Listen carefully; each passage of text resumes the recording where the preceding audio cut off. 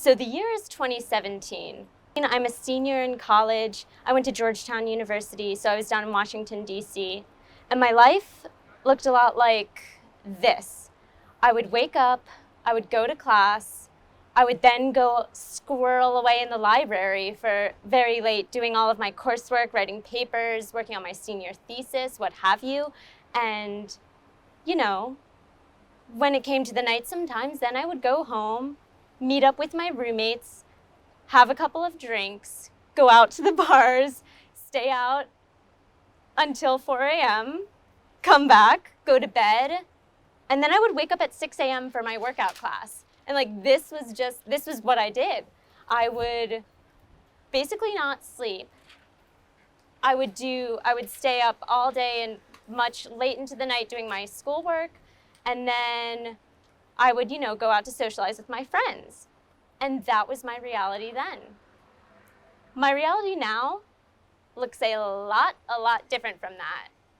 Now, I can't actually go out and have too many drinks with friends because I already walk like I'm drunk to begin with. So my family and I, we always joke oh, you just walk like a drunk person, so you can't ever actually get drunk, which is fine with me. I don't necessarily want that to be my reality too frequently, but I walk like I'm drunk.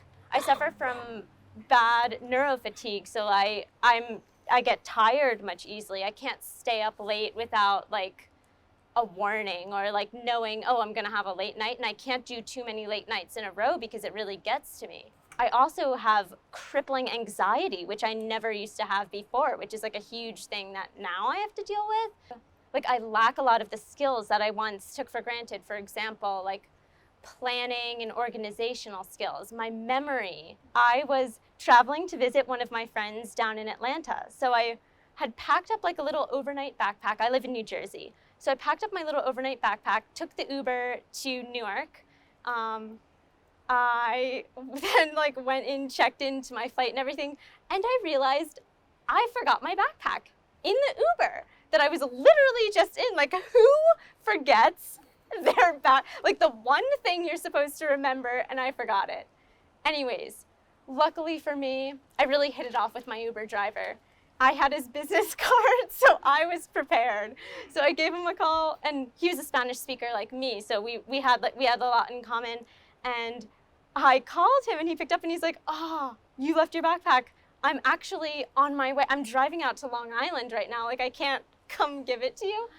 But he did say that he could bring it. He brought it back to my parents' house, which is super, super nice. And I mean, I ended up just flying to Atlanta without any of my belongings.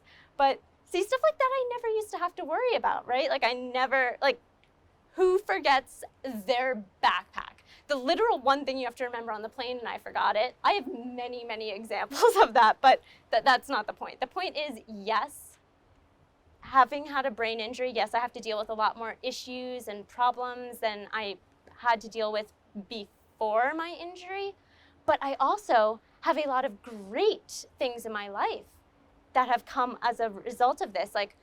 I think I'm genuinely happy with my life now. I feel that in this new reality of Maddi 2.0, I want to live a life that is authentic to me and my wants and what I want to do, whereas before I never really took the time to figure out what it was I was interested in. And now, me sitting around doing my rehab, twiddling my thumbs, what do I want to do with my life? I had a lot of time to really think about that. And so I desire to live in a reality where I'm being true and transparent and honest and just building new connections and meeting new people and sharing our journeys with each other. I have this friend. We'll call him Edward. Edward. So Edward and I get along quite well. We have, I feel a lot of same life views. We're always supportive of each other and each other's goals and what we want to do with our lives. And we're always there just to, be a shoulder to cry on, to talk to, and whatever. He's a great guy. We have a great relationship and supportive of each other. A couple of years ago, I was hanging out with Edward, and my new thing since I had the brain injury is like, I just want, like I said, I want to live a life that is true and authentic, and I want to be honest with everyone in my life.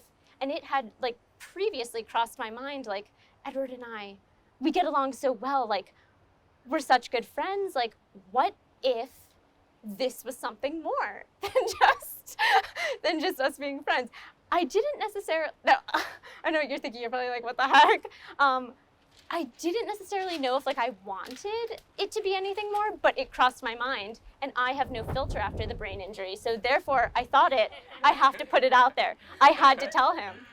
So I'm like sitting down with Edward one day, and like we're talking, and I bring it up like, oh, what if like, you know, we dated basically, like what if this was something more? Like I kind of just wanted to throw the thought out there and like, you know, see how it landed, like kind of see what his reaction was. Like I said, I didn't necessarily know if I wanted to date him, but I thought about it, so therefore why not bring it up and talk about it?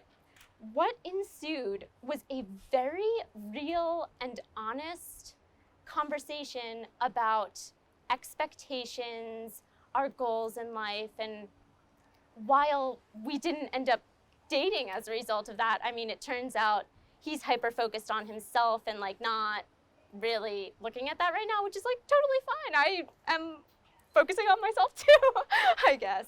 But basically, that was like a pivotal conversation and moment for me, because it was the first time in my new reality that I had really put myself out there, that I put myself out there and expressed my feelings and just, you know, was like, whatever, I'm just gonna put this out there and see what happens. Like I didn't have the courage to do that before I had a stroke.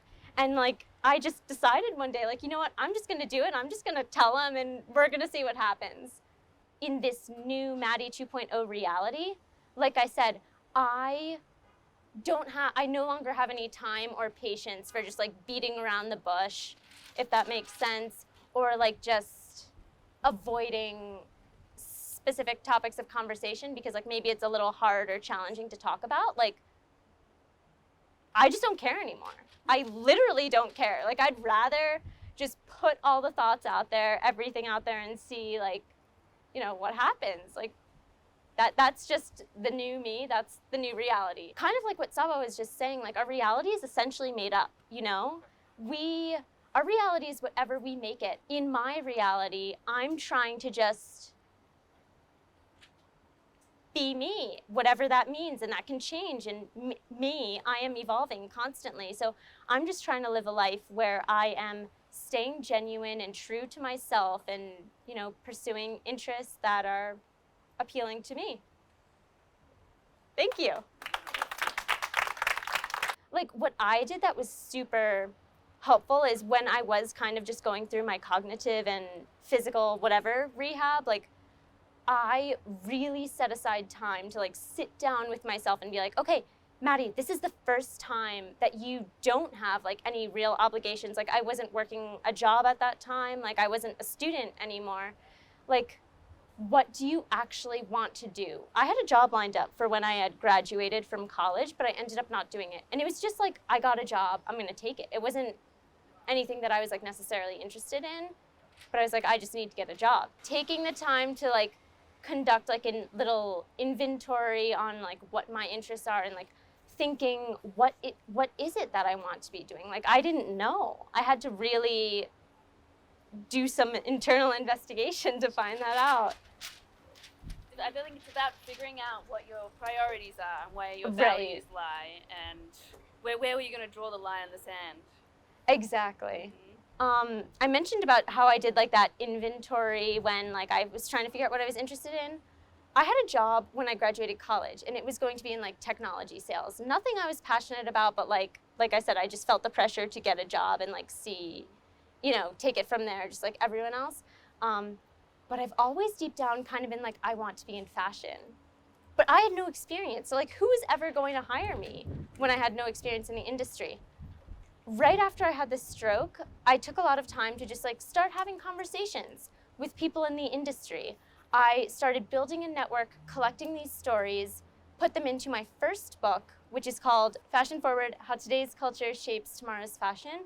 And I wove in little anecdotes about how I was using the act of writing a book as a tool in my cognitive recovery. So that was like an underlying theme that it seemed resonated with a lot of people who read my first book. And so that inspired me to write my second book purely about my stroke recovery, which is called Fast Forward, the Fully Recovered Mindset.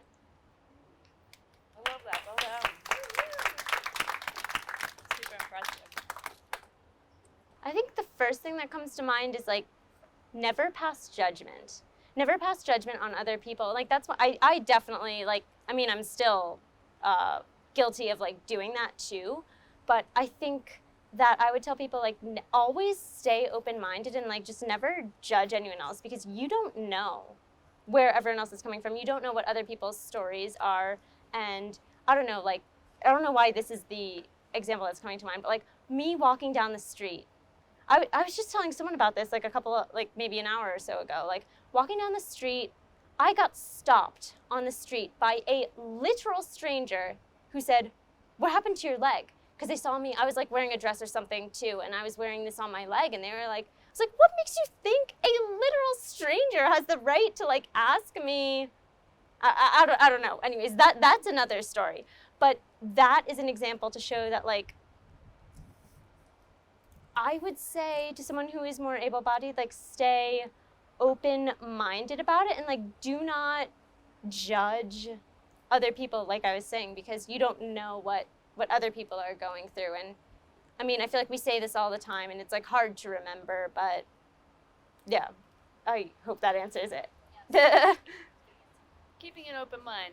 I think yes. we all need to do that, absolutely. But I have to say that I think that a person who stopped you on the street perhaps was having an open mind. That's true. That's true. And just wanted to find out. See, I didn't think about that. Not a judgment thing. As a curious mindset. He didn't exactly ask. He could have asked it with a better tone then. The tone was up. Okay. Next time. But yes, Be careful potentially. Of the tone as well. Be careful mindful of your tone, ladies and gentlemen. Or the stairs. That's the other thing. Like people, like I used to have a cane too, so like literally we get so many stairs because everyone's like, oh, what's this like young girl walking with a cane and like braces on her legs? Like, leave me alone.